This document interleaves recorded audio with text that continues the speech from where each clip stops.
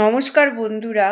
তো আজকে একটি অ্যাস্ট্রোলজিক্যালি আবার নতুন ভিডিও নিয়ে এসেছি। তো আজকের আলোচনার বিষয় হলো চন্দ্র নিয়ে।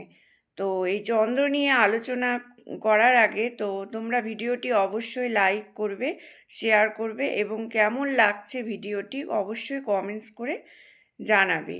তো চন্দ্র নিয়ে যখন আলোচনা করছি, চন্দ্র কি? প্রত্যেকটা জাতক জাতিকার হরোস্কোপে চন্দ্র হলো আমাদের মনের কারক গ্রহ এবং জাতকের অবস্থা চন্দ্র থেকে বিচার করা হয় এবং চন্দ্র হলো মাতৃকারক গ্রহ।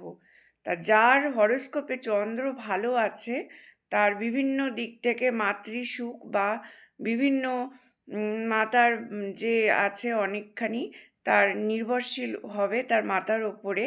তা রবি আর চন্দ্র দুর্বল হলে সমাজে মান সম্মান, রাষ্ট্রীয় সম্মান এবং মানসিক অবস্থার অনেক দুরবস্থা দেখা যায়। তো লগ্ন থেকে চতুর্থ ও পঞ্চম ভাব বিচার করতে হবে এবং চন্দ্র চতুষ্পতি ও পঞ্চমপতির বলবান বিচার করে জাতকের মানসিক অবস্থা আমরা বুঝে থাকি। তো চন্দ্র যদি খারাপ হয় তো বিভিন্ন খারাপ ফলাফল দেবে, তার মানসিক অস্থিরতা দেখা দিবে এবং বিভিন্ন বাতজনিত রোগও অনেক সময় দেখা দেয় এবং মানসিক অনেক সময় মনের কিছু ডিপ্রেশনেও ভোগে। তাহলে শনির দ্বারা পুণ্যদৃষ্ট হলে শনি তৃতীয়, সপ্তম এবং দশমে পুণ্যদৃষ্ট দান করে জাতক জাতিকা দুশ্চিন্তাগ্রস্ত এবং সন্দিগ্ধ প্রকৃতির হয়ে থাকে। তো কার হরোস্কোপে চন্দ্র কী অবস্থায় কোন ঘরে কেমন আছে অবশ্যই জানাবে।